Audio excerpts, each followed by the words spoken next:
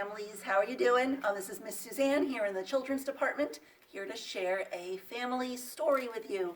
And today we've picked a new book here at the library called The Bear Must Go On, written by Dev Petty and illustrated by Brandon Todd. So I hope you enjoy it. The Bear Must Go On.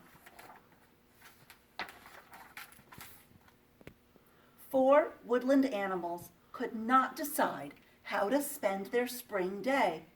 "I have an idea," said Rabbit. "Let's put on a show." "A show?" said Bear. "A big show," said Rabbit.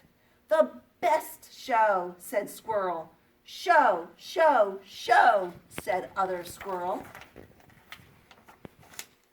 "We will need costumes and invitations, lights, and a real curtain, a stage, a set, tickets, refreshments. We need music, maybe birds with tiny hats, and a chorus of crickets." "I will be the note taker," said Bear. "You don't want to be in the show?" asked Bear's friends. "Oh no," he said, "I'm much too shy." Just thinking about being on stage made Bear nervous. But he hummed a little melody and he felt like himself again.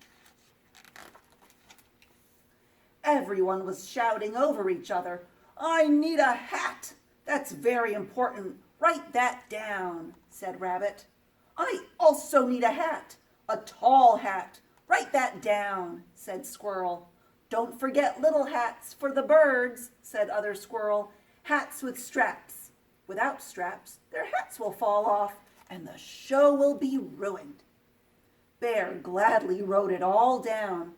He whistled a cheerful little tune, happy to remain hatless backstage. "We'll also need tickets," said Rabbit. "Shiny tickets." "Very shiny," said Squirrel. "Write shiny in big letters, Bear," said other squirrel. "No one will come if the tickets are dull. Everything will be ruined." Bear surely didn't want anything to be ruined. He wanted everyone to come to the show, especially since he wouldn't be in it. So he wrote it down in big letters. As he did, he sang a sweet song, which made him smile. "And the curtain," said Rabbit. "It should be red. Write that down." "The curtain should be green. Right," said Squirrel. "We need a sparkly curtain," said other squirrel, "with sequins sewn on tightly.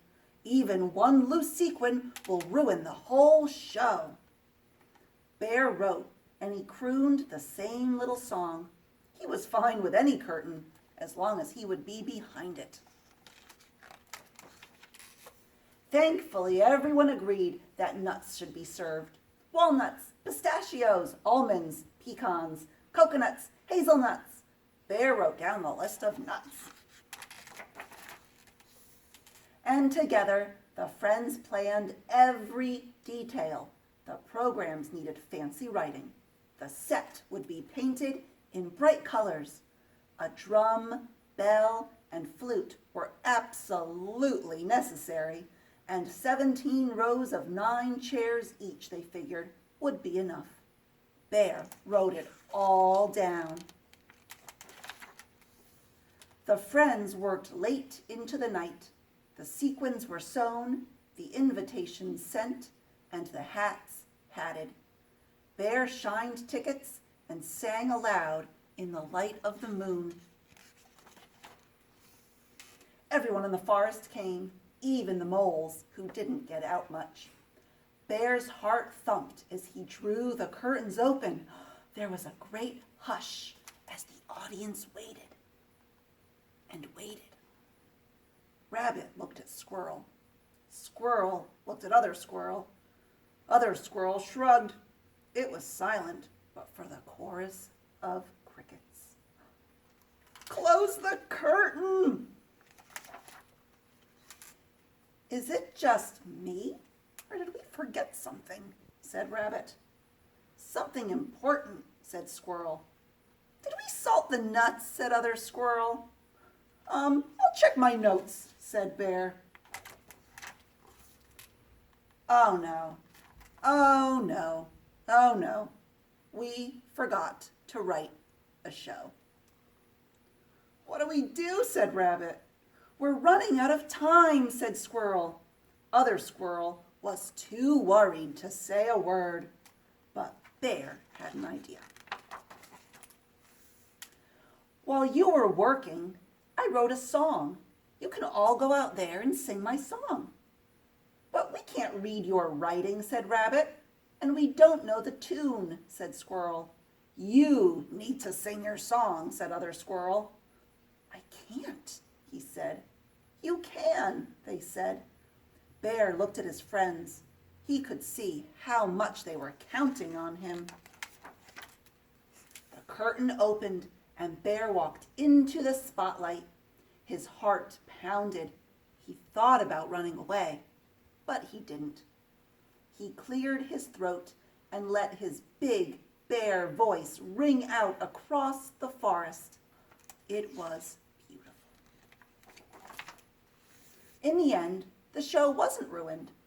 A song was written, a bear found his voice, and 4 friends brought the house down. Sure, a handful of sequins came undone, some ferrets arrived late, one bird's hat fell off, and Bear forgot a few of the words.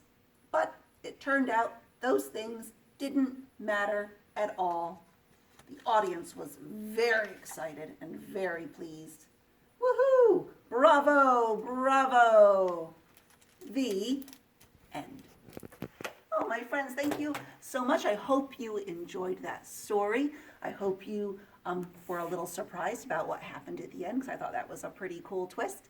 And we will see you next time with another story. Don't forget to visit our library website, milfordlibrary.org, and check out all of the cool 24/7 e-resources that you have access to with your library card. And there's also ways on there to get in contact with a librarian if you need help getting a library card or accessing any of our virtual services. All right, thanks. Bye-bye.